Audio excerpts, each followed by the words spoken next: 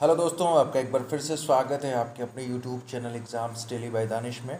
और मैं आज हाजिर हूँ CTET December 2018 child development and pedagogy, जो कि पेपर 1 में पूछा गया था। तब से मतलब सीटेड 1 to 5 पूछा गया था बाल विकास एवं शिक्षा शास्त्र में। तो उसके साथ मैं हाजिर हूँ। और अगर आप में से कोई मेरे चैनल पर नया है, फर्स्ट टाइम मेरे वीडियो को देख रहा है, और अगर आपको कंटेंट अच्छा लग रहा है तो प्लीज़ मेरे वीडियोस को लाइक कीजिए, मेरे चैनल को सब्सक्राइब कीजिए और बेल आइकन को भी प्रेस कर दीजिएगा और इसको शेयर ज़रूर करिएगा। चलिए शुरू करते हैं। पहला क्वेश्चन है, आनुवंशिकता और पर्यावरण की भूमिका के बारे में निम्नलिखित में से कौन सा कथन सत्य है। मतलब अगर हम बात करते हैं हेरिडिटी एंड इन्वायरमेंट की, तो इसमें से कौन सा वाला जो स्टेटमेंट होगा वो सही होगा। ठीक है, अब देखिए पहला, विकास के कुछ पहलू आनुवंशिकता और कुछ अन्य पर्यावरण से अधिक प्रभावित होते हैं। बिल्कुल सही समझ में आ रहा है, क्योंकि देखिए जो डेवलपमेंट होता है वो हेरिडिटी, मतलब जो माता पिता से जो गुण बच्चों को मिलते हैं, जो खूबियाँ मिलती हैं वो, और जो जिस पर्यावरण में जिस वातावरण में वो रहता है ना, उससे भी बहुत प्रभावित होता है। तो बिल्कुल सही है। सीखने और प्रदर्शन करने की एक बच्चे की क्षमता जीनों द्वारा पूरी तरह, ऐसा नहीं है। जीन से क्षमताएं मिलती हैं, लेकिन उस पर बहुत ज़्यादा जो प्रभाव होता है वो पर्यावरण का भी होता है। जंगल बुक देखिए, मोगली। मोगली क्या करता है, वो बिल्कुल भेड़ियों की तरह, मतलब दोनों हाथ और पैर दोनों को वो पैर समझ के जानवरों की तरह चलने लगता है। तो वातावरण का जो है, आपका पर्यावरण का जो है ना, बहुत महत्वपूर्ण योगदान होता है आपके ऊपर। तो ये तो नहीं होगा कि सिर्फ और सिर्फ क्षमता क्षमता जो है जीनों के द्वारा पूरी तरह से निर्धारित की जाती, गलत है। थर्ड है, अच्छी देखभाल और पौष्टिक आहार बच्चे के किसी भी जन्मजात विकार को दूर कर सकता है। ऐसा नहीं, देखिए किसी भी विकार को तो नहीं। देखिए अच्छा पौष्टिक आहार देंगे तो बहुत हद तक चीज़ें जो हैं सुधरेंगी, लेकिन अगर किसी बच्चे को जन्म से ही पोलियो हो तो अच्छा आहार दे के आप उस पोलियो को कम्प्लीटली इम्प्रूव या मतलब ख़त्म नहीं कर सकते हो। ये सेंटेंस जो है गलत है। और पर्यावरण केवल बच्चे, देखिए एक बात बता दी है मैंने आपको कि जब भी किसी भी क्वेश्चन में केवल आ जाए ना, तो वो क्वेश्चन गलत होता है, वो ऑप्शन ही गलत है। तो यहाँ पे आपका जो सही ऑप्शन होगा भाइयों, वो फर्स्ट होगा कि विकास के कुछ पहलू आनुवंशिकता और कुछ जो है अन्य पर्यावरण से अधिक प्रभावित होते हैं, क्योंकि जो डेवलपमेंट होता है वो प्रोडक्ट हेरिडिटी और इन्वायरमेंट का प्रोडक्ट होता है। ये बात याद रखिएगा। अगला क्वेश्चन नंबर 2 लेते हैं। निम्नलिखित में से कौन सा कथन पियाजे के सिद्धांत के अनुसार नहीं जा सकता। पियाजे के सिद्धांत के अनुसार, अब देखते हैं। विकास गुणात्मक चरणों में होता है, डेवलपमेंट ऑकर्स इन क्वालिटेटिव। अब एक बात बताइए कि डेवलपमेंट है सिर्फ क्वालिटेटिव में ही होता है। भाई डेवलपमेंट जो होता है वो qualitative as well as quantitative, ठीक है, qualitative as well as quantitative both में होता है भाई मेरे। बच्चे अपनी दुनिया के बारे में ज्ञान का निर्माण और उपयोग करते हैं। अच्छा, निरंतर अभ्यास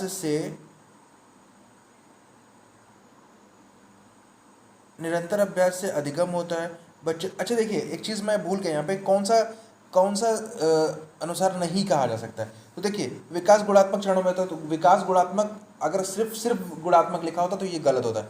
तो विकास गुणात्मक और परिमाणात्मक दोनों में होता है, तो यहाँ पे गुणात्मक दिया, ठीक है। बच्चे अपनी दुनिया के बारे में ज्ञान का, मतलब जो पियाजे ने कहा था कि बच्चे जो है दुनिया के बारे में अपने ज्ञान का जो है सृजन स्वयं करते हैं, कुछ इस तरह से कहा गया, तो सही है। निरंतर अभ्यास से मतलब learning takes place through constant practice, और उनके अनुसार जो है बच्चे अपने पर्यावरण पर क्रिया करते हैं, ये ठीक है। ऑप्शन नंबर थर्ड जो है इसका वो ठीक नहीं है, मतलब एज पर पियाजे के सिद्धांत, जो पियाजे की थ्योरी है उसके हिसाब से सिर्फ ये सही नहीं है। मैंने ये ध्यान नहीं दिया था उस वक्त, उसके लिए आई एम सॉरी। ठीक है, आगे बढ़ते हैं। निम्नलिखित में से कौन सी पूर्व संक्रियात्मक विचार की एक सीमा नहीं। देखिए अगर कॉग्निटिव डेवलपमेंट की जो थियरी दी गई है जीन पियाजे के द्वारा, उसमें उन्होंने 4 अवस्थाएं बताई थी। एक तो संवेदीकामक, जो 0 से 2 ईयर्स के बीच में होती है, ठीक है ना। उसके बाद उन्होंने बताई थी पूर्व संक्रियात्मक, ठीक है, मूर्त संक्रियात्मक, उसके बाद औपचारिक संक्रियात्मक अवस्था होती है। अब इसमें से उन्होंने बोला कि कौन से पूर्व संक्रियात्मक विचार की एक सीमा नहीं है। ध्यान केंद्रित करने की प्रवृत्ति, ये दिया हुआ है। उसके बाद प्रतीकात्मकता विचार का विकास, उसके बाद है इकोसेंट्रिज्म, उसके बाद है अनुत्क्रमणीयता। तो कौन सा नहीं है, मतलब इरिवर्सिबिलिटी होती है, इकोसेंट्रिज्म होता है। अब जो बात करेंगे ना कि पूर्व संक्रियात्मक जो अवस्था है, उसमें जो development of the symbolic thought होता है, प्रतीकात्मक जो विचार का विकास है, वो इसमें नहीं होता है। वो किस में होता है, डेवलपमेंट ऑफ सिंबॉलिक जो थॉट होती है वो किस में होता है, इस क्वेश्चन का आंसर ज़रूर दीजिएगा। और अगर कोई प्रॉब्लम हो, क्वेश्चन नंबर 3 है, सीटेट दिसंबर 2018 पेपर 1 to 5 का एक क्वेश्चन है, मैं उसको एक्सप्लेन कर दूंगा। लेकिन एक बात याद रखिएगा कि कौन सा सीमा एक सीमा नहीं है, तो वो जो है इसमें प्रतीकात्मक विचार का विकास। Which one of the following is not a limitation of the pre operational thought, कौन सी उसकी सीमा नहीं है, तो ये जो है सेकंड इसका ऑप्शन जो है, प्रतीकात्मक जो विचार है वो इसकी सीमा नहीं है। फिल इन द ब्लैंक्स के अलावा, अगला क्वेश्चन है, फिल इन द ब्लैंक्स के अलावा निम्नलिखित कारणों से खेल युवा बच्चों के विकास में एक महत्वपूर्ण भूमिका नहीं, मतलब किसके अलावा, जो किसके अलावा निम्नलिखित कारणों में से खेल जो है युवा बच्चों के विकास में महत्वपूर्ण भूमिका निभाता है, किसके अलावा।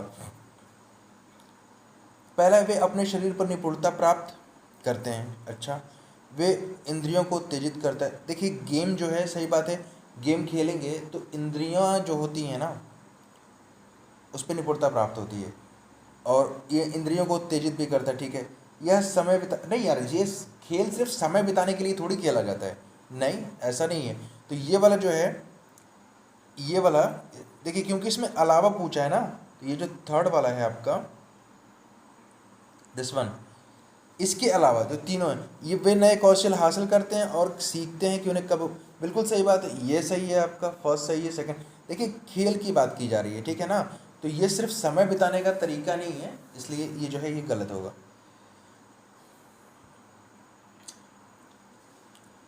5 है, निम्नलिखित में से कौन सा प्रश्न बच्चों को गंभीर रूप से सोचने के लिए आमंत्रित करता है, मतलब किसमें जो है वो क्रिटिकली थिंकिंग कर सकते हैं। क्या आप इसका उत्तर जानते हैं। अच्छा, सही जवाब क्या है। अच्छा, क्या आप इसी तरह की स्थिति के बारे में सोच सकते हैं, क्या आप इसी तरह की स्थिति के बारे में सोच सकते हैं। विभिन्न तरीकों से हम इसे, बिल्कुल सही बात है, ऑप्शन नंबर 4 पे ज़रा ध्यान दीजिएगा। ये कह रहे हैं कि गंभीर रूप से सोचें, विभिन्न तरीकों से हम इसे कैसे, मतलब अलग अलग तरीकों से जब आप उनको सोचने को कहोगे ना, तो वो उसमें अपनी क्रिटिकली थिंकिंग का उपयोग करेंगे, गंभीर रूप से सोचने की क्षमता जो है उसका विकास होगा जब एक ही प्रॉब्लम को अलग अलग तरीके से करने को कहा जाएगा। ठीक है ना, इसका ध्यान दीजिएगा। निम्नलिखित में से कौन सा विकल्प प्रगतिशील शिक्षा का सबसे अच्छा वर्णन करता है। विच one of the following describes best describes progressive education. अब देखिए, करके सीखना, परियोजना विधि, सहयोग से सीखना। अब इसमें कौन सा हो सकता है ये हमको बताना है। ठीक है, उसके बाद थीमेटिक इकाइयाँ, नियमित इकाई परीक्षण और रैंकिंग। थर्ड है व्यक्तिगत अधिगम, क्षमता समूह बनाना, छात्रों की लेवलिंग। उसके बाद है परियोजना विधि, क्षमता समूह बनाना। और अब देखिए एक बात का ध्यान दीजिएगा कि पूछा गया है कि प्रगतिशील, अगर आप यहाँ पे देखेंगे फर्स्ट वाले में करके सीखना, प्रोजेक्ट मेथड के थ्रू सीखना और सहयोग से सीखना, मतलब कोऑपरेट करना है, कोलैबोरेटिव और कोऑपरेटिव जो है उसकी बात बार बार हर जगह पे की जाती है, तो ये ऑप्शन सही लग रहा है। अब देखिए थीमेटिक इकाइयाँ जो होती हैं, नियमित इकाई परीक्षण और रैंकिंग करके, ठीक है, ये एक प्रोग्रेसिव क्लास की को उतने अच्छे से डिफाइन नहीं करता है। ठीक है, उसके बाद व्यक्तिगत अधिगम, मतलब पर्सनलाइज्ड लर्निंग होती है। एबिलिटी ग्रुपिंग, अब जब एबिलिटी ग्रुपिंग की बात आएगी, क्षमता का समूह बनाना, तो डिस्क्रिमिनेशन एक तरह से हो जाता है कि जो थोड़ा सा वीकर है उसको एक साथ कर दें, जो उनसे अच्छा जानते हैं उनको, तो ये सही नहीं है मेरे ख्याल से। उसके बाद परियोजना विधि, फिर से क्षमता समूह बना रहे हैं, मतलब जो है कि कौन किस लेवल पे काम कर सकता है, तो इसका जो फर्स्ट वाला ऑप्शन है भाई वो बिल्कुल सही है, बाकी चीज़ें छोड़ के। ठीक है, 7, प्रगतिशील शिक्षा के बारे में निम्नलिखित में से कौन सा कथन बताता है कि शिक्षा स्वयं ही जीवन है। इनमें से कौन सा। स्कूल शिक्षा को यथासंभव लंबे समय तक जारी रखना चाहिए, मतलब स्कूल शिक्षा को लंबे समय तक, कितना लंबे समय तक जारी रखें, ये तो कुछ समझ में नहीं आ रहा है। ठीक है, स्कूलों की आवश्यकता नहीं है, बच्चे अपने जीवन के अनुभवों से सीख सकते हैं। ऐसा भी नहीं कि स्कूलों की आवश्यकता ही नहीं है भाई, सेकेंडरी एजेंसी ऑफ सोशलाइजेशन है, बहुत सारी चीज़ें सीखने को मिलती हैं। ऐसा बिल्कुल भी नहीं है कि स्कूलों की आवश्यकता ही नहीं है। स्कूलों में शिक्षा सामाजिक और प्राकृतिक दुनिया को प्रतिबिंबित करे, ये बिल्कुल सही बात है कि स्कूलों की जो शिक्षा है वो सामाजिक और प्राकृतिक दुनिया जो है दोनों को क्या करना चाहिए, ये रिफ्लेक्ट करना चाहिए, प्रतिबिंबित करना चाहिए। बात को समझ में आ रही है। जीवन सच्चा शिक्षक है, ऐसा नहीं है, बिना गुरु के ज्ञान की प्राप्ति हो ही नहीं सकती यार, वो किसी भी माध्यम में होता है। तो स्कूलों में देखिए वो बोला गया ना कि शिक्षा स्वयं ही जीवन है। इसका जो सबसे अच्छा जो ऑप्शन है कि education in school should reflect the social and natural world. तो जो स्कूलों में जो शिक्षा है वो सामाजिक और प्राकृतिक दुनिया को प्रतिबिंबित करे, यही जो है शिक्षा स्वयं ही जीवन है के लिए सबसे सटीक ऑप्शन है। नेक्स्ट देखते हैं, कोहलबर्ग के सिद्धांत के योगदान के रूप में निम्नलिखित में से किसे माना जा सकता है। जो कोहलबर्ग की थियोरी है उसके योगदान के रूप में, कंट्रीब्यूशन, ठीक है, उनके सिद्धांत ने संज्ञानात्मक परिपक्वता, मतलब his theory has supported an association between cognitive maturity and moral maturity. अब कोहलबर्ग की बात आ गई तो नैतिकता का सिद्धांत की तो बात हम करेंगे ही करेंगे। इस सिद्धांत में विस्तृत परीक्षण प्रक्रियाएं, the theory has elaborate testing procedure. अच्छा, ये नैतिक तर्क और कार्यवाही के बीच it establish a clear relationship between moral reasoning and action. नहीं, मॉरल रीजनिंग और एक्शन की बात नहीं की गई यार। His belief in is that children are moral philosophers. उनका विश्वास है कि बच्चे नैतिक। देखिए, कोहलबर्ग के सिद्धांत के योगदान के रूप में जो निम्नलिखित में से सही है वो उनके सिद्धांत ने जो है संज्ञानात्मक मतलब कॉग्निटिव मैच्योरिटी और जो मॉरल मैच्योरिटी है उसके बीच जो है सहयोग का मतलब कोऑपरेशन का क्या किया है, एसोसिएशन का सपोर्ट किया है, समर्थन किया। ये वाला ऑप्शन जो है बिल्कुल सही है। अगर आप कोहलबर्ग की थ्योरी पढ़ेंगे, मैं फारिग हो चुका हूँ, बहुत जल्द मैं पूरा CDP लेके आ रहा हूँ, ठीक है, तो आपको ये सारी चीज़ें क्लियर हो जाएंगी कि आखिर संज्ञानात्मक परिपक्वता और नैतिक परिपक्वता ही क्यों, क्योंकि उन्होंने इस थियरी में यही चीज़ें बता रखी हैं। इसको जब किसी की थियरी होती है उसको कौन सी चीज़ सपोर्ट करती है, तो जब थियरी को आप पढ़ेंगे, उनके द्वारा दी गई परिभाषा को पढ़ेंगे तो उसका कुछ अर्थ निकलता है। अब उस अर्थ को जब आप अपने उसमें ट्रांसलेट करेंगे, समझेंगे, तो ये जो फर्स्ट ऑप्शन है वो बिल्कुल सही है। 9 पे चलते हैं।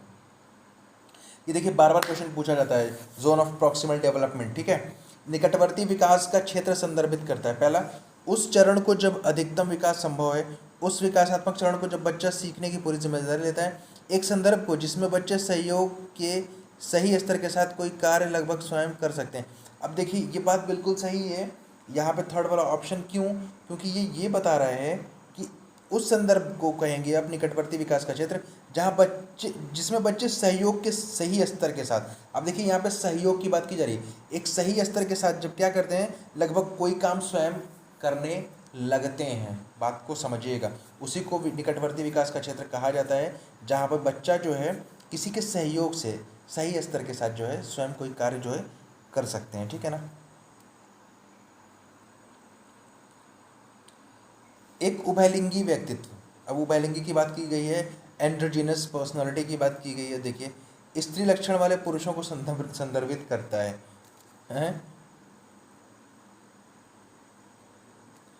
उसके बाद ये आमतौर पर माने गए मर्दाना और स्त्री गुणों का समायोजन करता है, हैज़ अ बैलेंस। अब एंड्रोजिनस पर्सनालिटी की अगर आप बात करेंगे, पर्सनालिटी को जो है वो शरीर के हिसाब से और बहुत तरीके से उसको बांटा गया है। तो जब एंड्रोजिनस की आप बात करते हैं ना, तो एंड्रोजिनस पर्सनालिटी जो होती है ये ख़ास तौर से जो है आपको ये बताती है कि ये में आमतौर पर माने गए मर्दाना और स्त्री गुणों का समायोजन होता है। Has balance of what are generally considered masculine and feminine traits, मतलब जो मर्द है मर्द वाले गुण, जो स्त्री है उसमें स्त्री वाले गुण, इसका जो है समायोजन की बात यहाँ पे की जा रही है, एडजस्टमेंट की बात की जा रही है।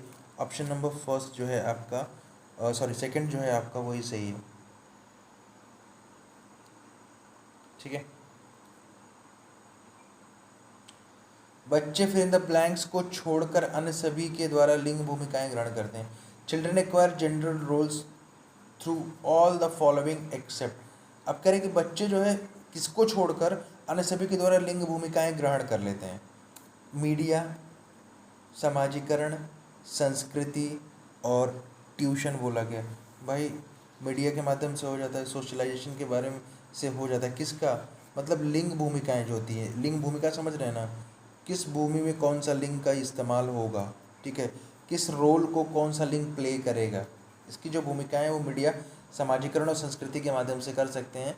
और इसमें जो है ट्यूशन की कोई का रोल नहीं होता ये वाला।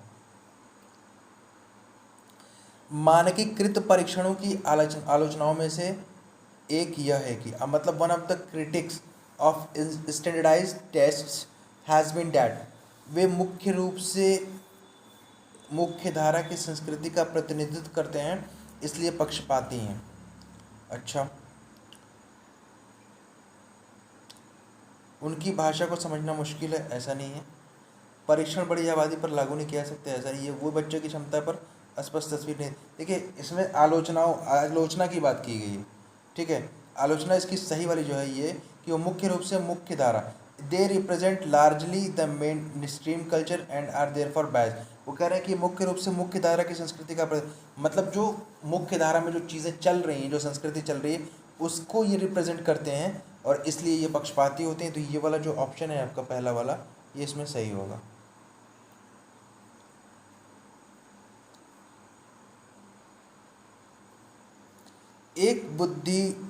एकाधिक बुद्धिमानी का सिद्धांत कहता है कि the theory of multiple intelligence, ठीक है, हार्वर्ड गार्डनर, बहुबुद्धि का सिद्धांत। एक से अधिक की बात क्या की जा रही है, तो एक से अधिक तो बहु हो गया ना, ज़्यादा हो गया ना। कहता है कि बुद्धि तेजी से बढ़ाई जा सकती है। अच्छा, बुद्धि कई प्रकार की हो सकती है, सिंपल सी बात है भैया, बहुबुद्धि का मतलब इसके आगे बढ़ना ही नहीं है। बुद्धि कई प्रकार की हो सकती है। अगला है, शिक्षक सीखने के लिए मूल्यांकन और सीखने के मूल्यांकन दोनों का उपयोग कर सकते हैं। मतलब कह रहे हैं कि teacher can use both assessment for learning and assessment of learning. अब देखिए क्या है इसमें,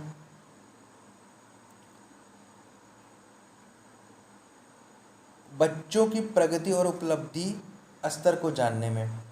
दूसरा, बच्चों की सीखने की ज़रूरतों को जानने में और तदनुसार शिक्षण रणनीति का चयन करने में। उसके बाद अवधि अंतरालों पर बच्चों के प्रदर्शन का आकलन करने और उसके प्रदर्शन को प्रमाणित करने में। अच्छा, फोर्थ एंड लास्ट है, बच्चे की प्रगति की निगरानी करने और उनके सीखने के अंतराल को भरने के लिए उचित लक्ष्य निर्धारित करने में। यहाँ पर समझिएगा, पूछा गया कि जो अध्यापक है वो सीखने के लिए मूल्यांकन और सीखने के मूल्यांकन दोनों का उपयोग कर सकते हैं। कहाँ पे कर सकते हैं, यही बताना है।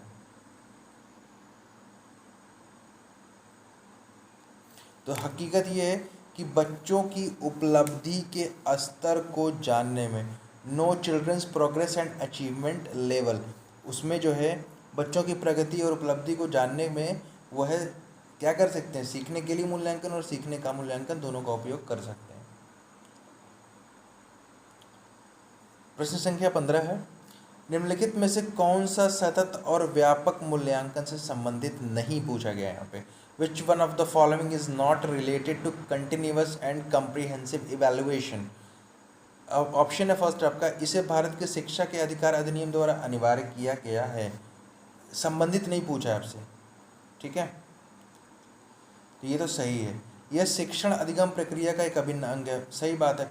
कंटिन्यूअस जो है और कॉम्प्रिहेंसिव इवैल्यूएशन जिसको आप बोलते हैं कि सतत एवं व्यापक मूल्यांकन में से कौन सा संबंधित नहीं, तो दूसरा भी सही है। यह विभिन्न शिक्षा क्षेत्रों में बच्चों की उपलब्धि पर केंद्रित है। सिंपल सी बात है कि जब आप इवैल्यूएशन करेंगे तो उनकी उपलब्धि को जानने की कोशिश करेंगे, तो ये उसी से संबंध रखता है। यह बच्चों को धीमे, खराब या बुद्धिमान के रूप में चिन्हित करने के में उपयोगी होता है। ऐसा कभी हम कर ही नहीं सकते कि किसी को बुद्धिमान बोलेंगे, किसी को धीमा बोलेंगे, किसी को खराब बोलेंगे, ऐसा नहीं है, ठीक है। ये बिल्कुल गलत ऑप्शन है। 16, बच्चों में प्रतिभाशालिता फिल इन द ब्लैंक्स के कारण हो सकती है। प्रतिभाशालिता जो है किस कारण से हो सकती है, ये हमको बताना है।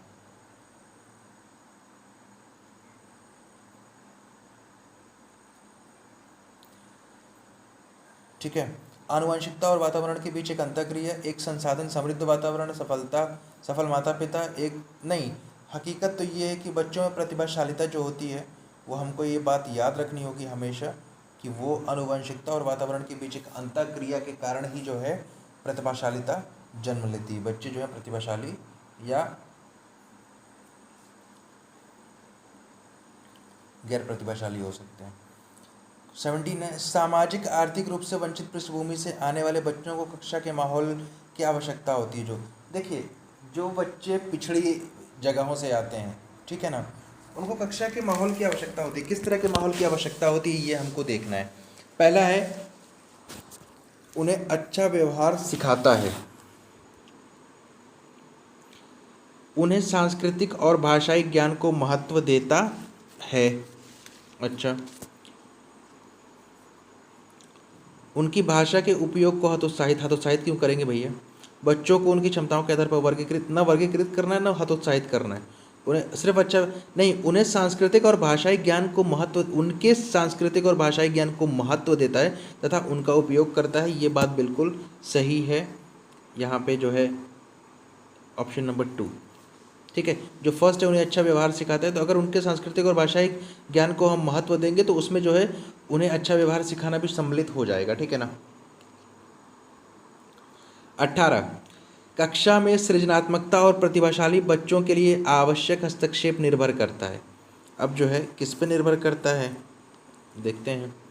शिक्षक द्वारा अनुकूलित और प्रेरक निर्देशन तरीकों का उपयोग करने पर, उन्हें अतिरिक्त समय दिए जाने पर, उनके प्रति स्नेही होने के नाते पर, उन्हें अन्य बच्चों को पढ़ाने की जिम्मेदारी देने पर। देखिए ऐसा बिल्कुल भी नहीं है। उन्हें अतिरिक्त, देखिए क्या रहा है यहाँ पे कि कक्षा में सृजनात्मक और प्रतिभाशाली बच्चों के लिए आवश्यक हस्तक्षेप निर्भर करता है, ठीक है। क्या करेंगे इसके लिए हम?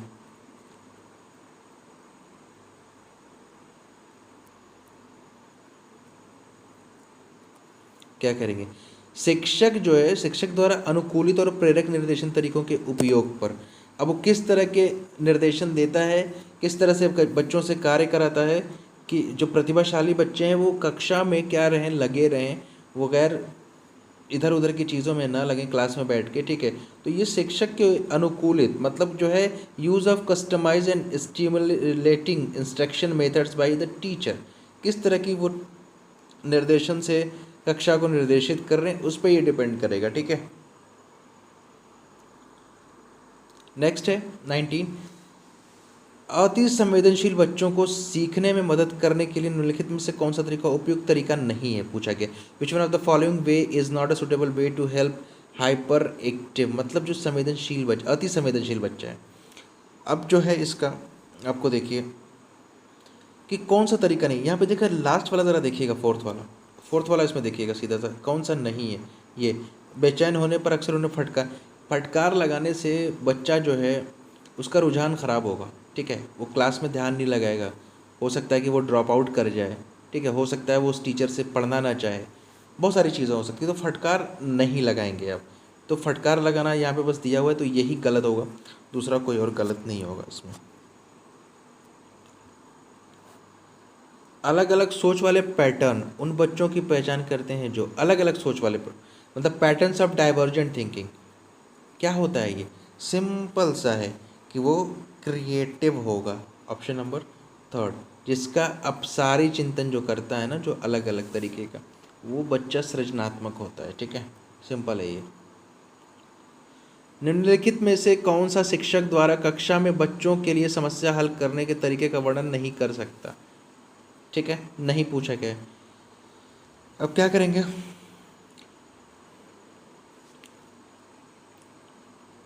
अब यहाँ पे जो है किसी विशेष समस्या को हल करने के बारे में अपने विचार प्रतिक्रियाओं पर चर्चा करना, ये तो अच्छी बात है।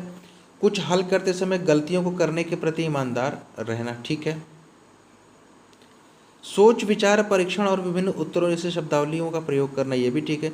अभिसरण उत्तरों वाले प्रश्न, देखिए कन्वर्जेंट थिंकिंग की यहाँ पे बात की गई। डाइवर्जेंट मतलब बिना, डाइवर्जेंट थिंकिंग में जो है ना इंसान जब प्रॉब्लम्स आती हैं तो उसका सॉल्यूशन ढूंढने की कोशिश करता है, और इसमें क्या है कि बस मतलब कुछ जो बनी बनाई चीज़ें उसके आधार पे काम कर देना कि हो गया 2+2 4, बाकी अपना दिमाग लगाना नहीं है, तो वो कन्वर्जेंट थिंकिंग है ना कि डाइवर्जेंट थिंकिंग है, ठीक है ना। तो यहाँ पे ये वाला जो आंसर है 4th वाला वो सही नहीं होगा, इसलिए यही आंसर सही है यहाँ पे। मतलब यहाँ पे नहीं पूछा है ना, बात को समझिएगा, तो इसलिए ये वाला नहीं होगा, मेरे कहने का ये मतलब है, इसलिए आपका आंसर यही होगा।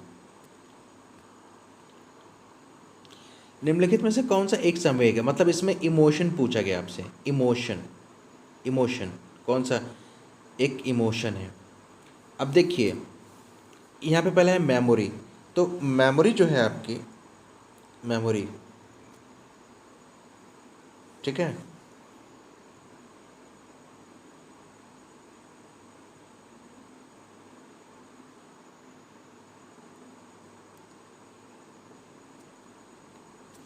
जबकि मेमोरी है। इसमें पूछा कौन सा एक संवेग है, तो स्मृति जो मेमोरी है वो संवेग तो नहीं है, ठीक है ना। स्मृति मतलब मेमोरी जो है आपकी वो संवेग नहीं है। ध्यान अटेंशन ये संवेग नहीं है, ठीक है। आदमी बोलता है अटेंशन ध्यान दो इधर, वो संवेग नहीं है। उत्तेजना नहीं, जो डर है आपका, जो फियर है वो एक संवेग है, ठीक है। फियर जो है वो एक संवेग है, एक इमोशन है, याद रखिएगा।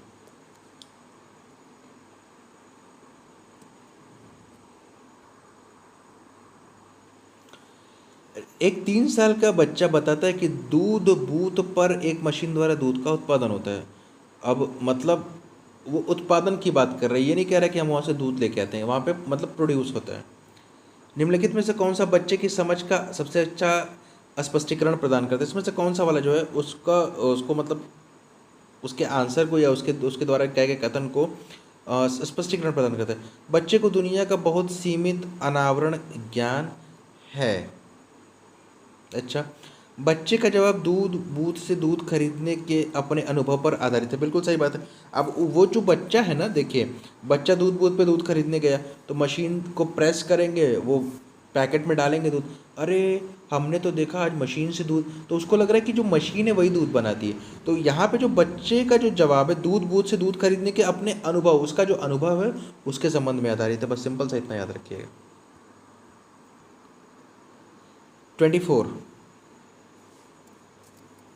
24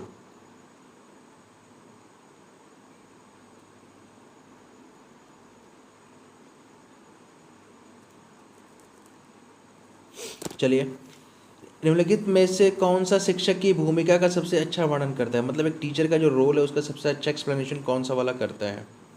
कक्षा में शिक्षक की सबसे महत्वपूर्ण भूमिका अनुशासन को बनाए रखना। नहीं, अनुशासन बनाए रखना महत्वपूर्ण भूमिका है, लेकिन अनुशासन के साथ साथ सिर्फ अनुशासन ही बनाए रखेंगे, टीचिंग नहीं करेंगे, और सारी चीज़ें भी तो हैं उसमें, तो सिर्फ यही तो नहीं हो सकता।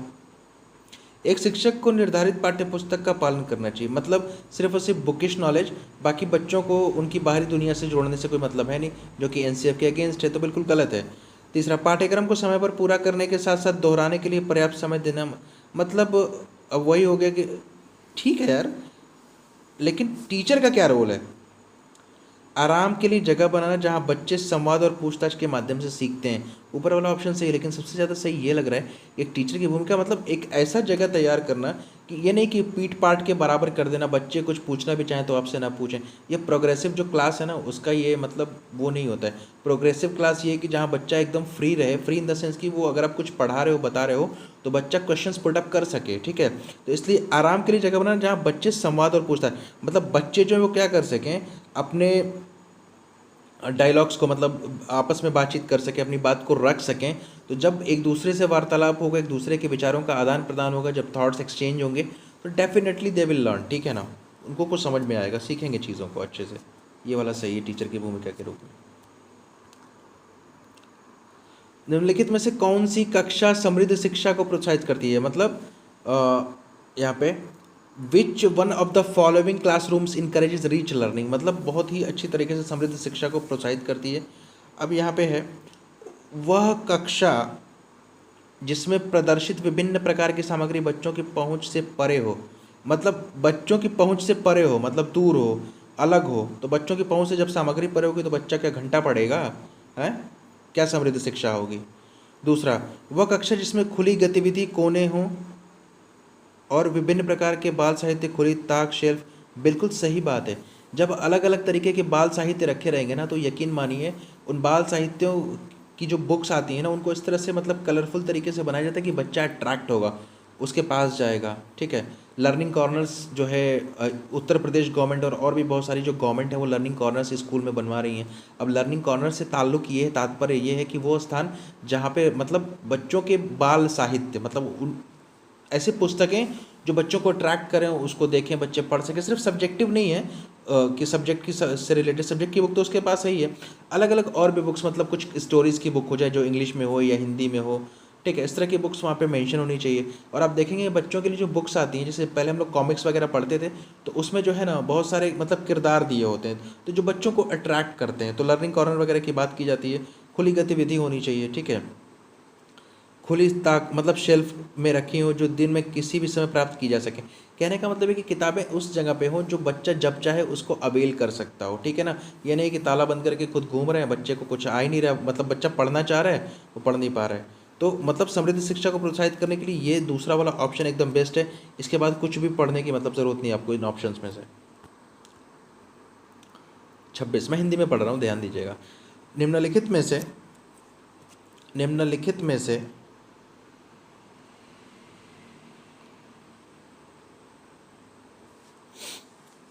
अल्लाह, एक मिनट ज़रा रुकिएगा।